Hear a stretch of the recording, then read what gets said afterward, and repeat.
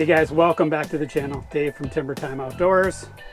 As you can see, we are in the hub ice fishing, and in this video we're going to do three things. We are going to talk about newbies and ice camping. You can see I got my setup here, spent the night here, and this is only the second time I've ice camped. I want to talk about, some of the things that I've learned in the last couple outings.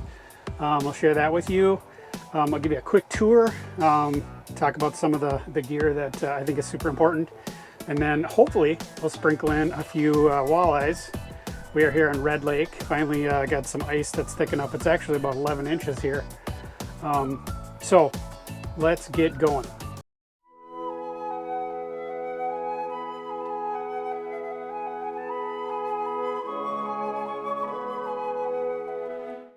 All right, so you want to go ice camping. First thing I want to say is highly recommend it. It is a lot more fun than I thought it would be, and it's not as hard as it looks. Just real quick, this whole setup here only takes about an hour and 15 minutes to get set up, and the breakdown is about the same. I've spent the night in shacks that you rent and some of those ice castles. To be totally honest with you, those are almost more of a pain in the butt. There's just more going on with generators and, getting them settled down on the ice and drilling out holes.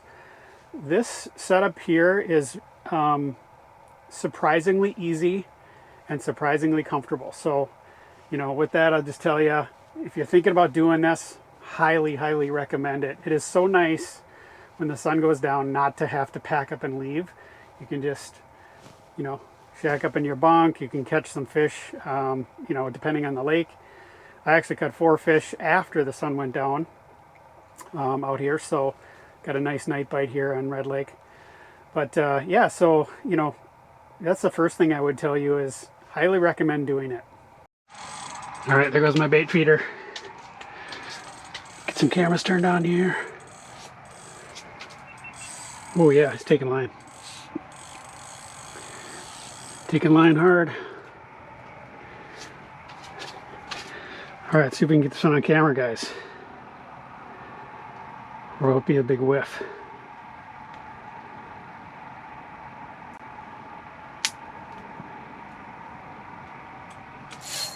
Oh yeah. Decent fish. Not huge. Ooh, he's getting bigger. Ooh, he's getting bigger. Definitely a walleye. Oh. Ooh, nice one. This is a nice fish. Oh, don't lose off. Nice fish. Come on up the hole. I lose a lot of them at the hole here. Come on, baby. Come on, baby. You're getting tired.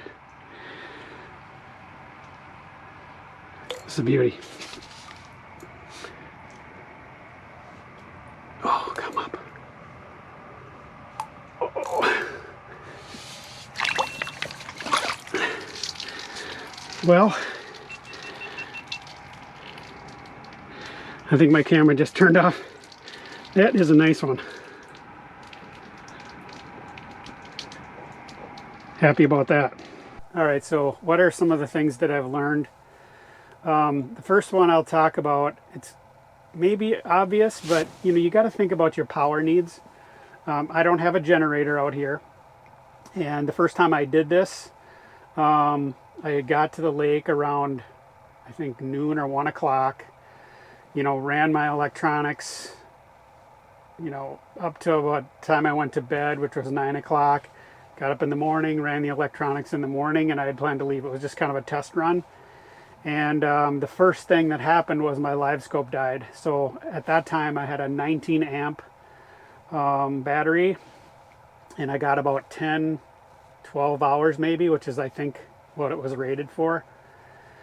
I just have the 9-inch screen, EcoMap screen, so it was an Amped Outdoors, and their chart was spot on for time. So that's the first thing I had to do was kind of up my batteries. Oh, the other battery that went dead was in my power box.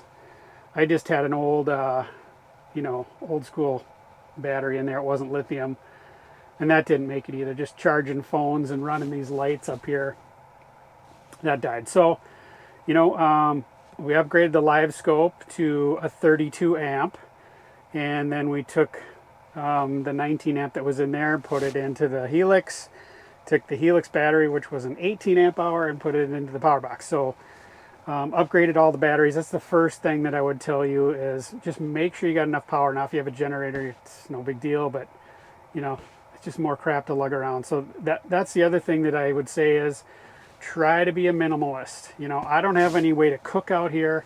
I don't care about that. I went to Subway, got some sandwiches, and you know, eat protein bars, whatever. You know, I'm good with water and maybe an occasional beer. So, you know, stay light. Make sure you got good power. Yeah, that was kind of the first thing that I learned the hard way. All right, the second thing that I actually had known about this and researched it, and I still got burned by it, is when you are sleeping in one of these hubs and you get any kind of wind, these babies want to blow away. And so it didn't blow away on me, but what happened was, so last night there was kind of a snow squall that went through, and you know, we had winds that were probably 10 miles an hour. That's not bad, right? But the hub was, you know, I got it staked down with a couple tethers. What was happening is those tethers were vibrating, you know, in the wind. And so, you know, it didn't blow down on me. You know, I know that people really stake these out. Sometimes they run a loop through the ice. Tip a buddy gave me was ice climbers. They, you know, they're expensive, like $60, but their ice spikes will never come out. So you got to make sure you stake it down good. And then, you know, how do you get rid of that vibrating strap? Well, I haven't tried it yet, but somebody gave me a tip. You know, truckers, when they strap down a load, they put some twist in the strap. So I didn't have that. I just had a straight, you know, strap, and so it would catch the wind and just vibrate. Oh gosh, I don't know. I didn't sleep very good last night because of that. So, you know, really research how to secure your hub and try to, you know, not have the vibrating strap. Here's one of my biggest fears is the ATV's been sitting out here all night. I should have parked it a little further over. I thought it was blocking the wind, but it shifted on me a little bit. So the wind's been blowing on this. It's in the mid 20s, so that's not terribly cold. But I'm worried she's not going to start. So I'm going to give it a go here. You know, one thing that I have as a backup, so there's no pull start on this machine, but you can see that wire right there. Hopefully you can see that. That goes to the battery, and I have a power pack. So if this thing doesn't start, we're going to try to jump it. So I'm going to go get the tripod, and we'll turn it over and see what happens. Come on, baby. You got this.